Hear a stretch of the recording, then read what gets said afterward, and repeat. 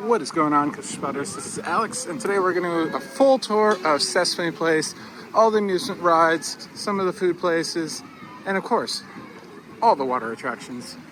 Sesame Place is located just north of Philadelphia, about a half an hour north of Center City, and not too far from New Jersey itself. So let's go inside. And of course, Sesame Place is located in Bucks County. And here's everything that they have going on during the whole summer. Most of it at this point when this has been filmed has passed by, but everything will repeat itself for different years, just different dates, of course. Ooh, but you can still do fireworks around Labor Day weekend and of course on New Year's Day, so that's fun. So the park is more or less a big loop with Sesame Street going down the middle. To the left is where you get a lot of your Sesame Street souvenirs for the park and Sesame Street in general. And they always show you the show times right here up in front. So we'll show you where all these locations are. And the app shows this all as well. Very useful to grab the app. It's on iOS and Android. Great, and if you need to get it and you want to get it beforehand without searching, just use that QR code. There's also a map of the entire park. You can get this on the app as well. I do not believe they have print maps any longer. But love these Tupperwares right in the front. Great photo spot to get that great photo with your kids and family. But the blue is the beginning of Sesame Street. This is also where you're gonna get the parade. As I said, check the app for the times and everything, but usually it's twice daily. When the hours are shorter, it's once daily. They got lots of characters out and about, so you can take photos with them. Platinum passes also have a VIP area. As we get to the Sesame Street place, you have Empanada Guy food truck at Monsters Food Truck, which is neat. And you actually have the actual Sesame Street. This was redone a few years ago to make it look a little bit more updated from when this park was originally built in the 1980s. So there's actually really not that much on Sesame Street to do. You do have Oscar's Garage, which usually when it's open sells merchandise. And then you have Storytime with Big Bird right here, as well as a meeting space. So we're gonna go back to the front, and to the left of the Tupperware is Dine with Elmo and Friends. Here are the dining times. Basically it's a buffet. Look on the website for current prices, but unlimited buffet, and then you meet with a bunch of the characters that come around to see you. If you've done any of the stuff at Disney, it's very similar to that, where you meet the characters while you eat. First ride, just next to Dine with Elmo and Friends, is Vapor Trail. This is a junior coaster. It's actually quite tall. It's about 50 feet drop, and you do a bunch of spirals. Not too high on the thrill. There's technically no height requirement here. If you're under 44 inches, you need to be at least 3 years old. So whichever one comes first, 44 inches or 3 years old. The great thing about Vapor Trail is how it uses the terrain. So at points, they're actually quite high off the ground.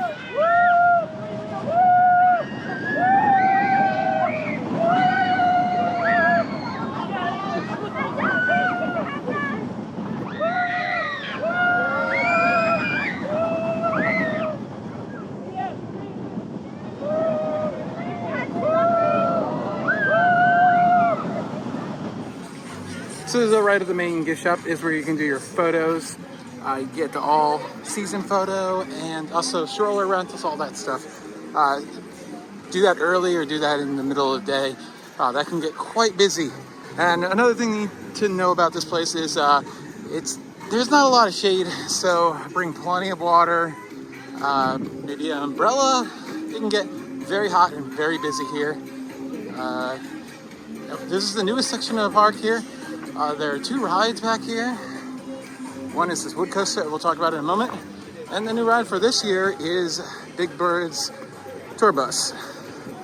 Unfortunately, even though it is the new ride today, it is not operational today, but this is typically known as a crazy bus.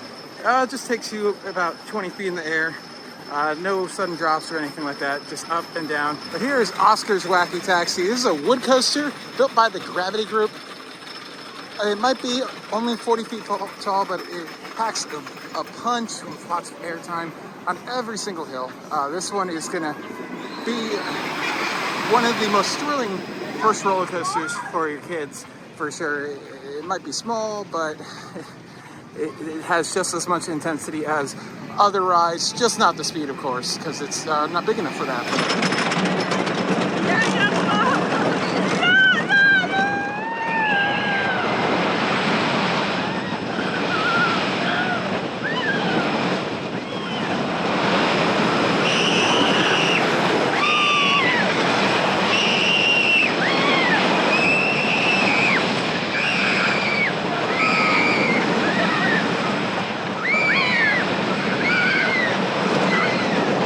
Right past Oscar's Wacky Taxi is a family restroom and ABC Eats.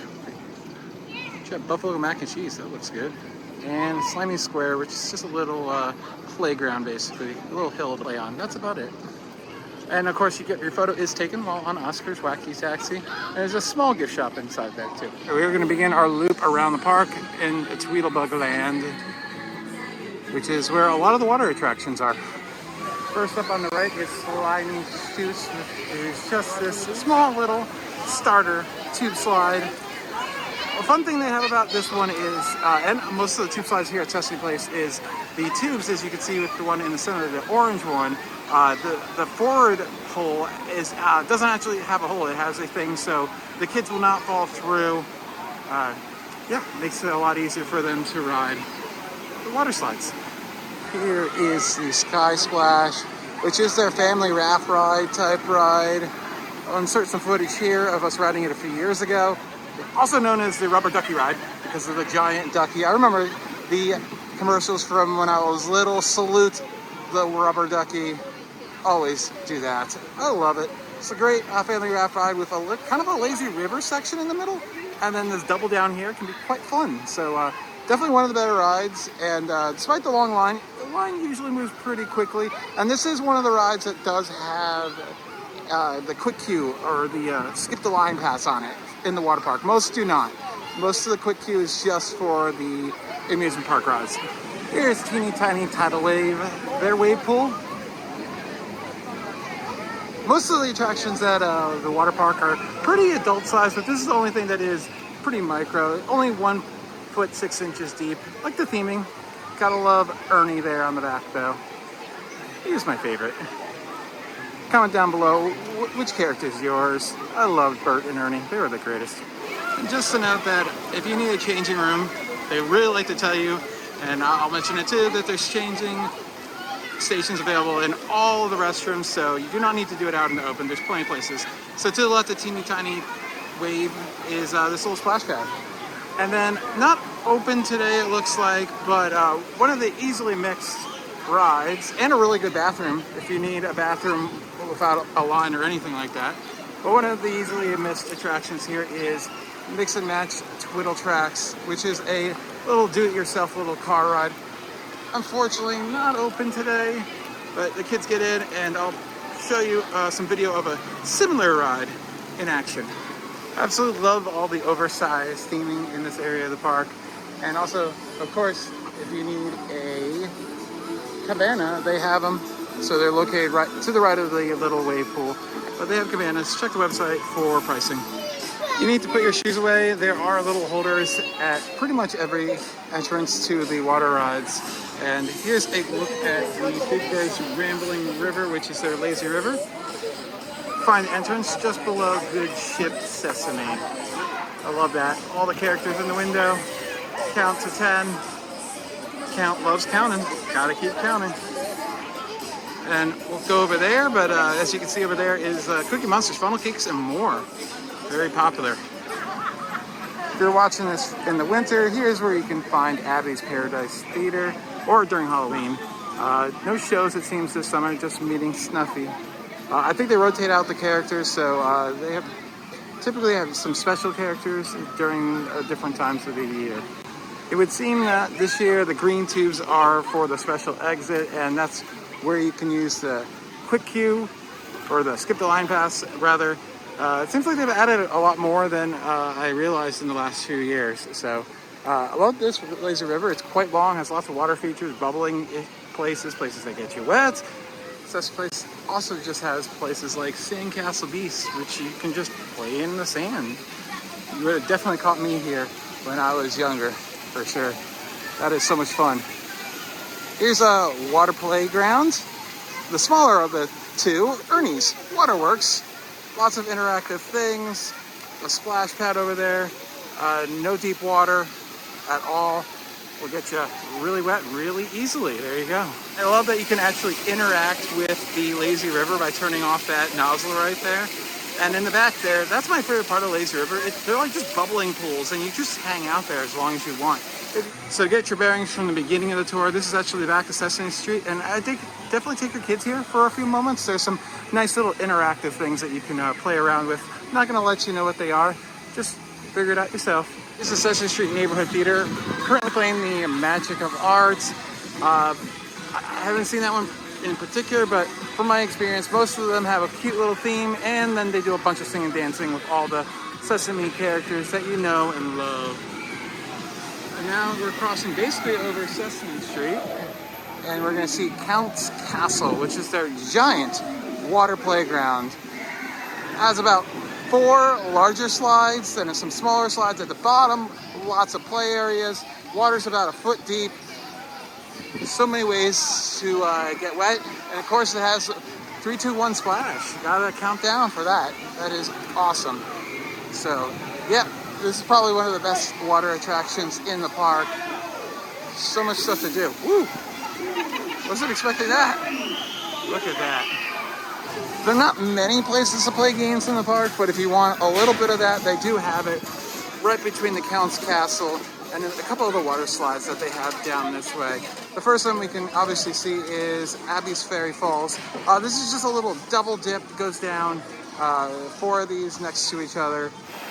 And just be aware that these slides do end in a pool, not a run out, so it is about 3 feet deep. I'll have to look it up, but unfortunately one of the older water slides located right here is not open this year, and it looks like it might be closed forever. I'll give you a quick little video of what this used to be in case they reopen it next year. And I'll note down below if they do reopen it in the future or rehab it or whatever.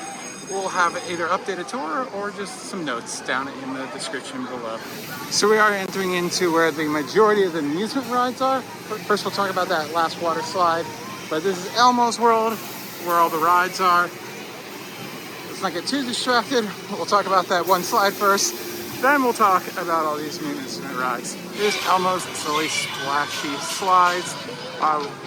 Just like the other water slides here, you enter in about halfway up and then you drop down. So you have to pass through quite a bit to get to the exit and then back over to the entrance. First off, on the right is Elmo's Cloud Chaser. This is your typical wave swinger type of ride. All single seats, no doubles unfortunately, but there it is. I love the Elmo plane on the top, that is so cute. And in a moment we will be dipping, or tilting, and diving.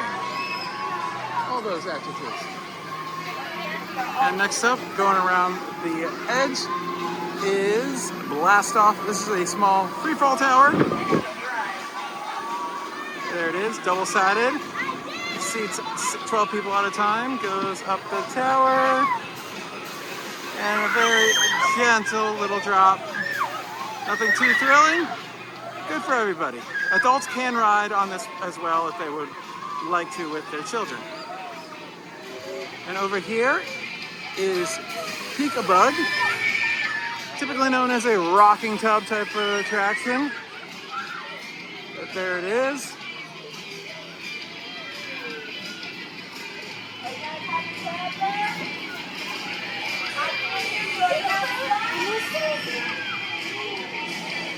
Very cute, with Elmo talking to you. So I've been mentioning it as Quick Queue or Skip the Line, but it's typically just called Special Access. Apparently they rebranded it this year and I was unaware of that, but there it is.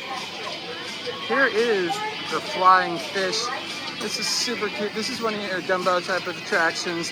each are themed to fish that actually exist, like dogfish, pigfish, silverfish. Very cute. Basically a demo type of attraction. You spin around and you have a button to go up and down. Let's take a look at it going. So comment down below, what is your favorite one of these little vehicles? I'm with dogfish. Dogfish is so cute, but they're all pretty good. Here is Stuffy Slides, just a basic slide. If anybody came here as a kid, you might remember that there was much more to this attraction at one point. There used to be a bridge, two bridges that went across the way, all the way over there, and you started with going through a big Bird's sign. It was amazing, but they removed all that stuff to introduce all these different rides. But now you still just have the slide at the bottom. So if you remember something like that when you're a kid and you're watching this as a parent, yeah, this is what this is.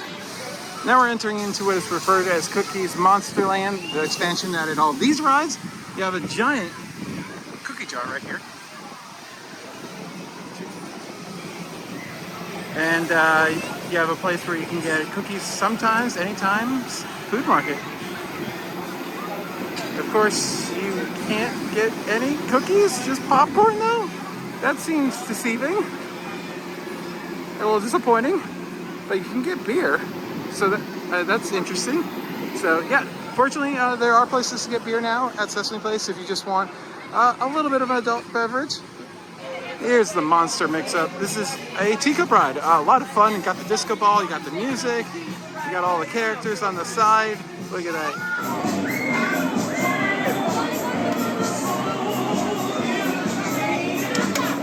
Here is where you can meet Elmo and get photos with him. If you have the photo pass, you get your photos for free. And also the upgrade patch is where you can print your photos as well. But here's my favorite flat ride in the Monsters Cookie Land, and all of them, other than the two coasters, is Kleedinger Derby. It's a fun little ride. It's starting up right now. It takes a minute to get going, but it's kind of like a scrambler. But once it gets going, it will tilt out to the side a little bit. There we go. First you lift off too. Forgot about that part. It's an older ride, so they run it pretty safe, it seems, to keep down the wear and tear. This is its second life. It started its life down in Tampa at Busch Gardens, Tampa, if you didn't know. This park is owned by SeaWorld, so if you get a Platinum Pass, you can go to Busch Gardens Williamsburg, the SeaWorld parks, their water parks, all that. And Sesame Place, it is the cheapest place to get it by far. If you get it on a sale, it can be half the price of what it would cost if you were down in Florida and you were to buy that at SeaWorld Orlando. There we go. As you can see, quite the spinny ride. And another spinny ride, love the name, Captain Cookie's High Sea Adventure. This is just known as a regatta ride, built by Zamperla Rides, which most of these flat rides are by. It just spins you around, and you can go over the hill. You kind of feel a little bit of weightlessness. They run theirs pretty slow, so it's quite tame, but it's a fun little ride. Before we talk about the ride in the foreground, let's talk about the ride in the background. Monsters Clubhouse, which is just a bunch of climbing nets. There used to be a lot more to this, but now all it is just climbing nets. And below Monsters Clubhouse is a small place just for little toddlers, places to crawl through. Since Oscar is such an awesome character, he has two rides. This is Oscar's Rotten Rusty Rockets. It's kind of like a whip ride, but you swing around the corners. Quite a fun ride, actually. Adults can ride. Typically, I believe they're only allowed to be in the back seat. There you go. And you swing around. The final ride in Monsters Cookie Land is Flying Cookie Jars. Although they're technically balloons, unfortunately. But yeah, this is typically known as a Samba Tower by Zamperla. You go up about 20, 30 feet up. You can spin those as fast as you would like, but it also creates a very nice view of the surrounding area. There it is. Unfortunately, it doesn't seem like a lot of the entertainment has really completely returned to Sesame Street, but this is where their indoor show would have been, which is quite a shame. So we only have one more area to show you. It's where most of the food is, probably the biggest food court of the park, and then one last ride. And I'll show you where you would turn on to get onto this from Sesame Street as well. Here's your final ride, the Sunny Day Carousel. Super cute, got Big Board on the top, and then a bunch of Sesame Street horses. So cute. There it is, even the Sesame Street lamp pole right there. So here's Elmos Pizza Kitchen. I've actually personally never had anything here at Sesame Place, but we have family and friends who have, and they say it's overpriced, not great. And currently, across the SeaWorld chains, they're doing a 5% surcharge. They're just not upping the price, they're just adding that onto the check, which is kind of not great. Just increase the prices. Really, really cruddy.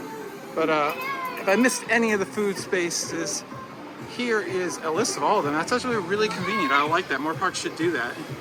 So there it is. Everything you can get here. As I said, it's very, very basic food. You're not going to get anything too above chicken fingers and burgers and fries and stuff like that. Here's all your menu items and prices as of July 2022. And as I said, you can see right there in the middle screen, for all the screens, taxes and a 5% surcharge. And as we came out of that first eatery, we're on the other side of the carousel where you actually enter, and across from there is Mr. Hooper's gift shop. So we'll take a look at this one really quickly, give you an idea of everything that they have. No strollers are allowed inside of any of the gift shops, but yeah, just lots of Sesame Street memorabilia. If you have a Platinum Pass, you get a really good discount actually. That's really cute for 4th of July. But there you go, you got your pins, shirts.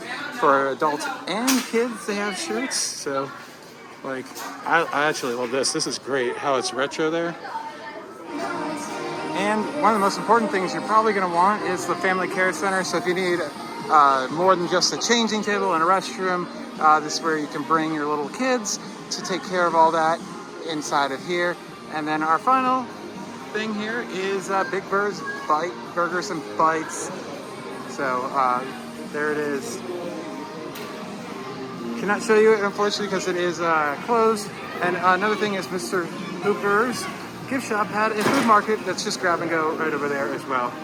So that's it. That's everything you can do here at Sesame Place. Looks like people are starting to line up for the parade. I'll insert some quick clips of what the parade looked like during the holiday one. It pretty much looks the same, just the characters aren't dressed up in their Christmas gear. But yeah, it's a fun little parade. Lasts about 20 minutes or so. It's definitely a great way to end the day.